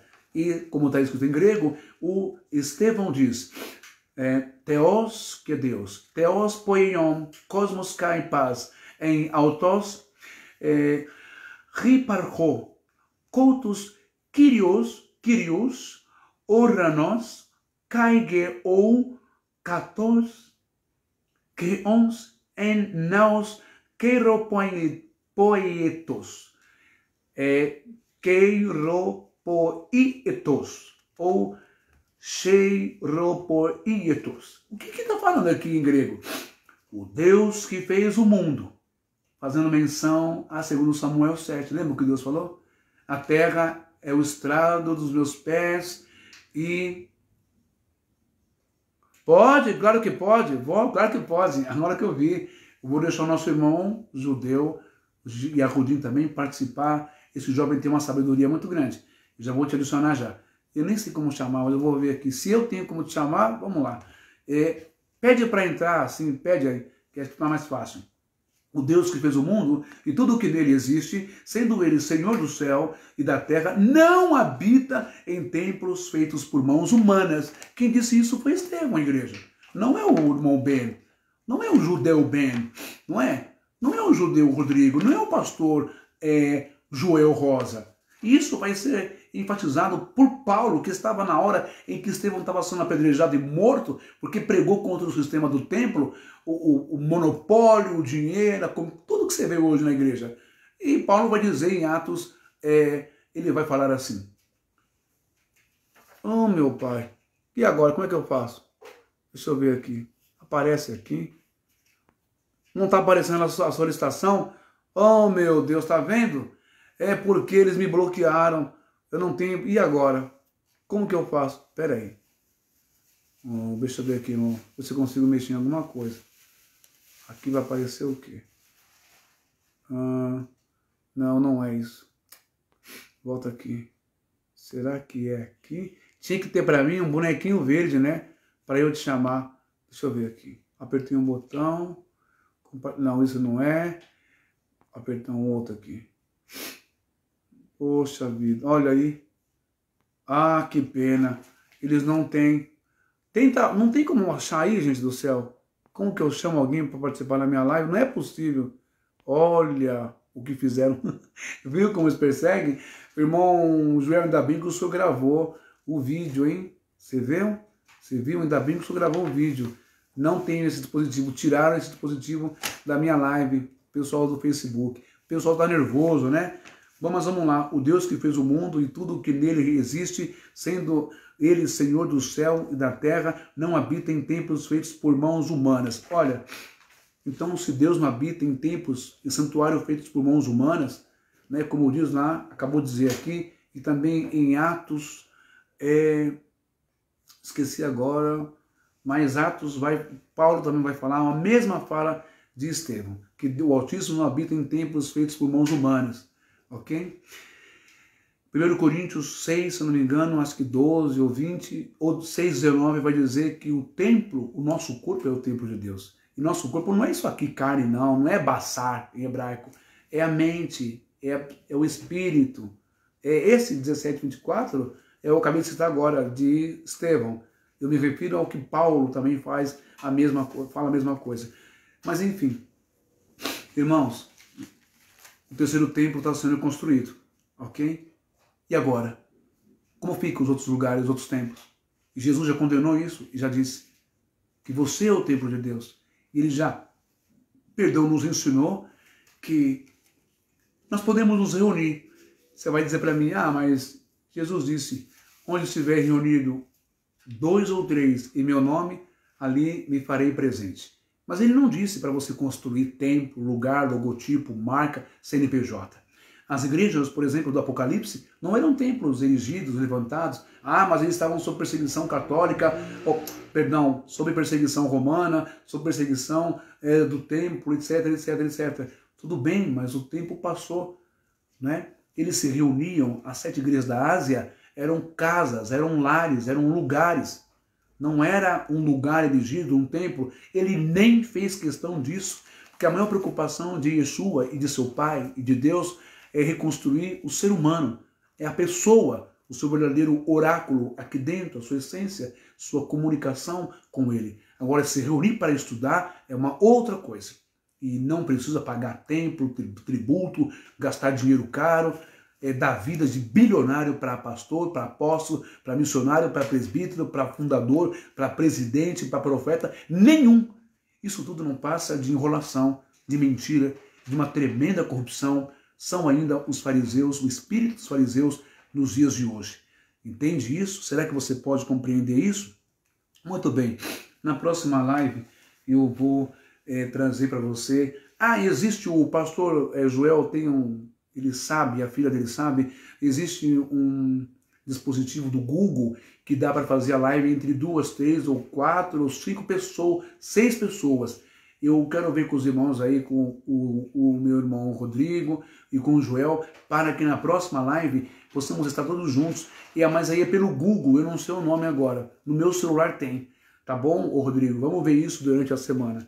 E eu quero mostrar aqui umas fotos que eu acho de extrema importância, para que na próxima live a gente vai falar sobre isso, tá bom? E onde está aqui agora o trem? Misericórdia. É aqui. Dá só uma olhada nisso daqui. Deixa eu ver aqui. É isso mesmo. Dá só uma olhada nisso daqui, ó. Eu vou virar aqui e vou mostrar. Por que eu vou falar sobre isso? Porque na próxima live... Tá vendo isso aqui? É a porta do Oriente em Jerusalém. Vocês percebem que essa porta, ela está fechada. Não tá? Tá lacrada essa porta aí. Tá vendo? E na frente dessa porta, nós temos um cemitério muçulmano. Tá vendo? Deixa eu mostrar mais umas fotos aqui. Olha lá. Aqui, ó, nós temos, olha lá, ó, dá uma olhadinha lá. De novo a porta de longe e esse grande cemitério muçulmano na porta do Oriente, né? Que é a porta de Susan, ou a porta da Misericórdia, ou a porta oriental, ou a porta dourada. Está vendo isso aí? Ó, o rapaz aqui de novo. Ó lá, ó. Ó o cemitério aí, ó. Tudo isso aqui do lado dele, você está vendo aí? É um cemitério muçulmano, ok? Olha de longe. Olha só o que o sultão fez. Lá em cima está a cúpula dourada, que é a pedra do domo, tá vendo? E um cemitério. Você sabe por que ele colocou esse cemitério aqui? Opa, deixa eu colocar aqui de novo. Você sabe por que o sultão, meu pai, que o sultão colocou esse cemitério aqui? Deixa eu ver. Olha aí, ó. Vamos ficar nítido. Cadê? Não vai ficar nítido? Não, tem que ficar nítido, pai. Quando a gente é pobre é assim mesmo. Tá aí, ó. Sabe por que tem esse cemitério aí? Essas placas brancas, essas pedras brancas? E olha aqui embaixo, que essa é a última imagem que eu quero mostrar, que ela não pode... Olha aqui embaixo na última foto. Tá vendo a última foto aqui? É um buraco aberto de uma sepultura com ossos. Você sabe o que é isso? Presta bem atenção. Como disse o irmão Joel muito bem, esse terceiro templo que vão levantar agora, ele não vai permanecer muito tempo. Porque esse terceiro templo, quem vai levantar ele, na verdade, é o anticristo. Igreja evangélica, evangélicos, é hora de parar de infantilidade, de meninice, é hora de parar de achismo, é hora de parar que tudo pode, é hora de parar, tudo pode fazer, de banalizar o evangelho, é hora de entrar no prumo, como dizem. É hora de dobrar o joelho e começar a temer e tremer.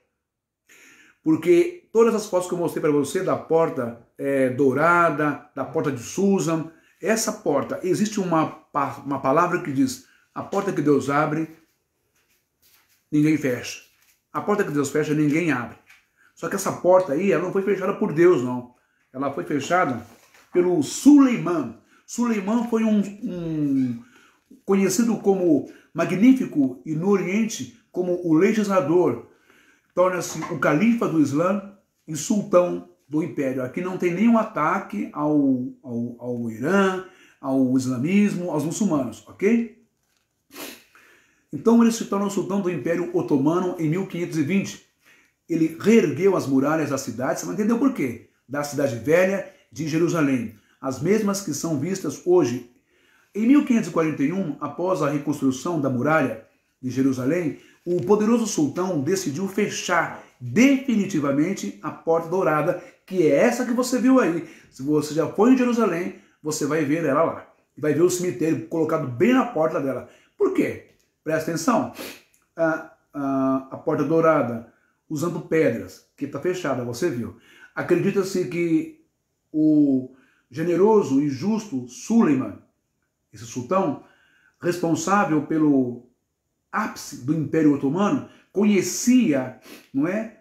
Temia e tentou impedir a profecia judaica a respeito do Messias e relacionada com a porta oriental.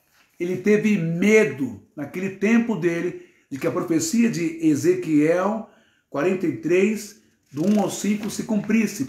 Que profecia era essa? Essa aqui, ó. Então me levou à porta que olha para o caminho do Oriente. Eis que a glória do Deus de Israel vinha do caminho do Oriente.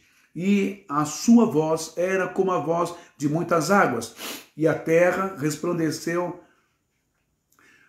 por causa da sua glória. E o aspecto da visão que tive era como o da visão que eu tivera quando vim destruir a cidade. E eram as visões como as que tive junto ao rio Quebar.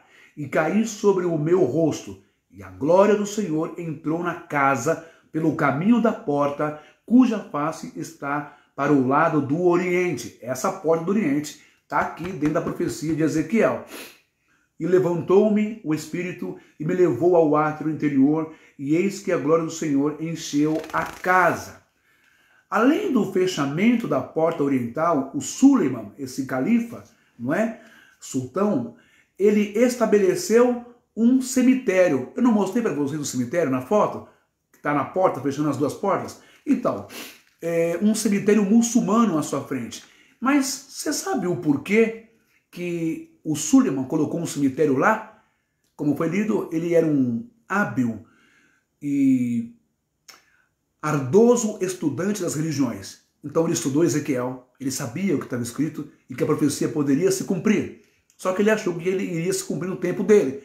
Então, por que ele colocou um cemitério muçulmano ali e você viu que tinha ossos para fora, como mostrei na foto? Sabe por quê? Sábio e estudioso das religiões, o sultão sabia que os cadáveres funcionariam como barreira à pureza do Messias, que além de rei seria sacerdote. Ok? E como está escrito em Bamidbar, em Números 19 e 16, e todo aquele que sobre a face do campo tocar em alguém que for morto, ou pela espada, ou em outro morto, ou nos ossos de algum homem, ou numa sepultura, será imundo 7 dias. Ok? Por isso que lá na porta do Oriente, na porta de Susan ou na porta dourada, foi colocado, está até hoje, desde o tempo de Suleiman, um cemitério gigantesco muçulmano para que o Mashiach, para que o Messias não passe e não pise ali. É uma maneira de impedir que ele chegue em Jerusalém. Mas o Messias vai chegar em Jerusalém e ele vai passar pela porta oriental, sim senhor. Como assim? Eu vou profetizar agora? Olá, Rodrigo. O pastor Joel já deu uma dica, ele já falou pelo Espírito e nem percebeu. Sabe o quê? Quando o anticristo construir o terceiro templo, ele vai construir esse terceiro templo. Esse terceiro templo vai ser destruído por um conflito palestino entre Palestina e Israel, entre o povo muçulmano e o povo judeu. Porque existe a pedra do domo, que está no mesmo lugar, na mesma região.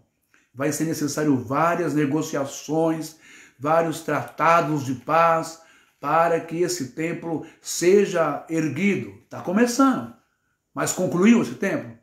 Ele vai ser concluído. Vai ficar um tempo, mas haverá conflitos de território, conflitos entre os discípulos, os irmãos muçulmanos que têm a sua veneração e respeito pelo profeta Muhammad, não é? Acredita-se que na pedra do domo o profeta Muhammad subiu aos céus, como Jesus subiu aos céus, mais para frente, mais para trás, no Monte das Oliveiras, que tem a capela construída da ascensão de Cristo, onde tem uma pedra. Assim como Jesus ascendeu aos céus, também pela história, pela crença, pela tradição muçulmana, o profeta Muhammad também subiu aos céus aí. Então, como é que vai ficar? esse espaço? Como é que vai ser? Vai durar? Não, ele não vai durar muito tempo, porque esse espaço também vai ser erguido, está sendo erguido por forças do anticristo, que por um tempo trará paz em Israel, que por um tempo acabará com a fome, com as guerras, com os conflitos étnicos, religiosos, tudo isso que você já viu. Vai ser um grande negociador do mundo inteiro, na Europa, em todos os países. Mas ele não prevalecerá para sempre. Então, quando ocorrer esse conflito, não é? Quando houver os ataques contra esse anticristo, quando o mundo voltar, que é um tempo de paz, quando o mundo voltar, crentaiada se prepara, quando o mundo voltar, não é? As guerras, aí começarão as guerras bélicas e novamente esse terceiro templo ruirá de novo. Ele vai ser derrubado de novo. E como que o Messias vai vir como? Nessa guerra de muçulmanos e judeus, de anticristo, nesse combo todo, nessas bombas, nesses mísseis, será afetado o cemitério dos muçulmanos. Guarda essa, porque talvez nunca ninguém disse isso. E eu não sou um falso profeta. Esse cemitério será destruído.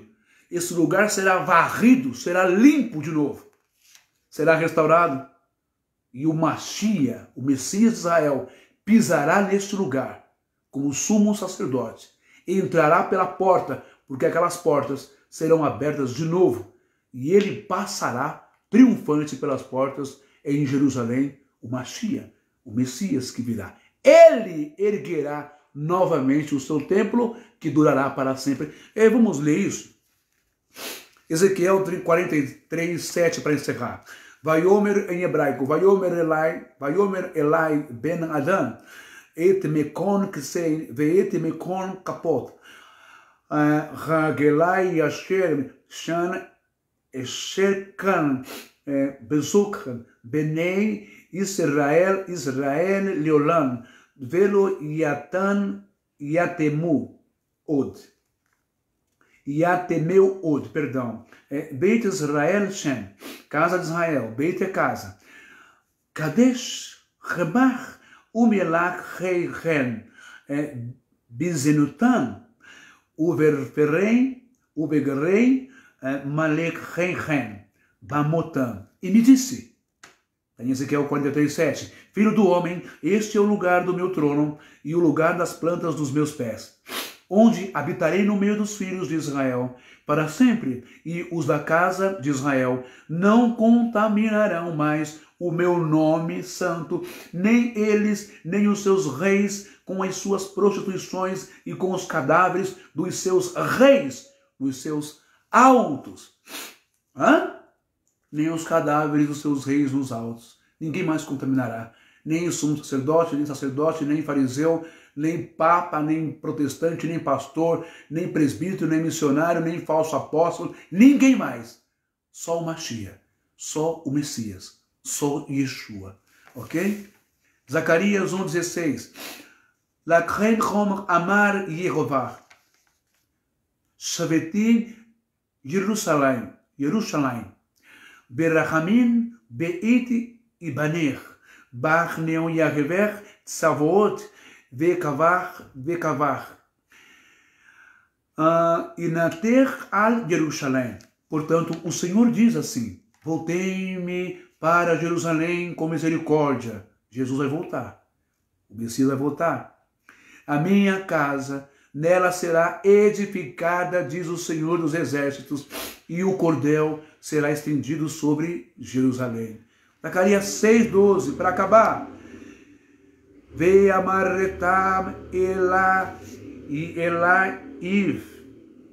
Elaiv lemor, Koch amar Yahveh Tsevaot lemor, Iner ish, Tsemach shemo, Umitach tavi, Uvanach et reikal Yahveh. E fala-lhe, dizendo: assim fala e diz o Senhor dos Exércitos: eis aqui o homem cujo nome é renovo, ele brotará do seu lugar e edificará o templo do Senhor. Então não é o anticristo, não é ele que edificará o templo do Senhor. Ok? Será edificado o terceiro templo, mas ainda não é o templo do Senhor. Porque o verdadeiro templo será edificado pelo Mashiach, pelo Messias. E ele passará pelo caminho, pela porta de ouro, pela porta de Susan, que está fechada. Aquilo vai ser aberto, o cemitério vai ser varrido dali, e ele vai passar como um sumo sacerdote, não tocará em ossos, em campo contaminado, em campo destruído. Agora, quem é o anticristo? Hã? Você sabia que o anticristo... Amém.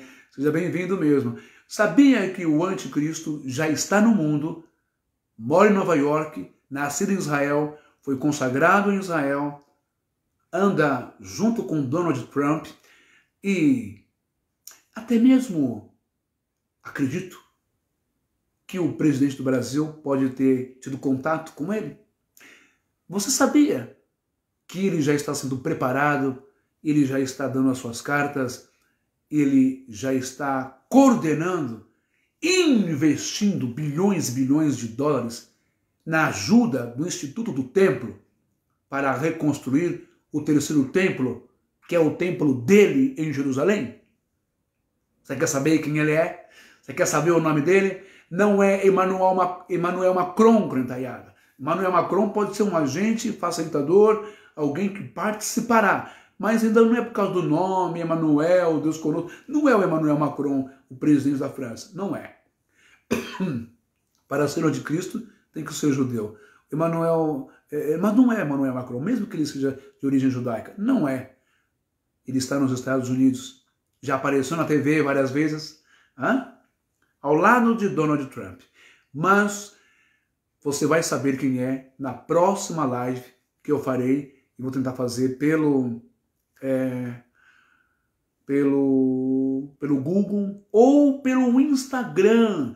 Não, eu vou estudar e ver se o Instagram consegue colocar mais pessoas na live.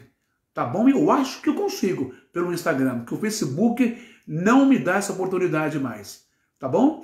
Mas na próxima live você vai saber um recado que eu tenho para dar. Não perca o seu tempo gastando horas e minutos dentro de um lugar chamado igreja. Valorize e ganhe o seu tempo antes da volta do Mashiach, voltando-se para o Mashiach, voltando-se para o Eterno, se preparando para essa chegada do Mashiach, porque ele está chegando.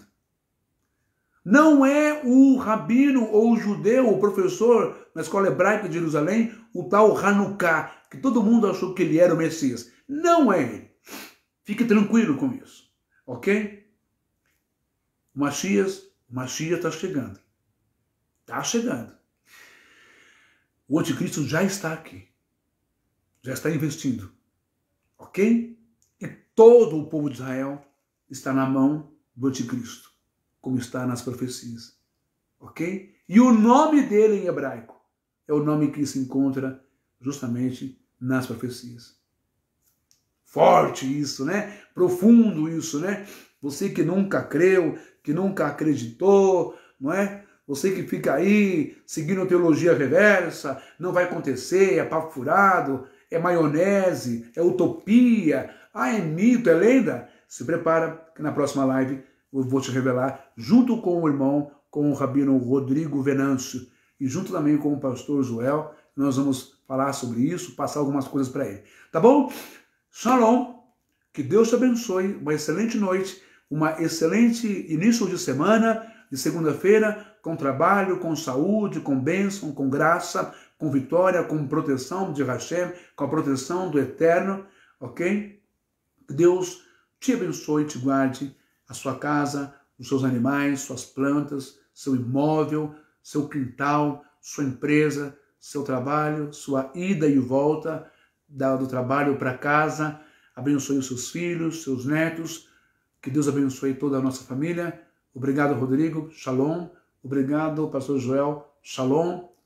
E coloque na tua cabeça, não existe templo nenhum de Deus no mundo agora. Não existe casa de Deus agora. O único templo, o único santuário, a única casa é você mesmo.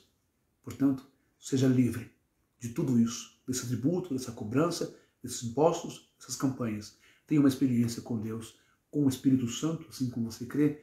Tenha essa experiência linda na sua casa.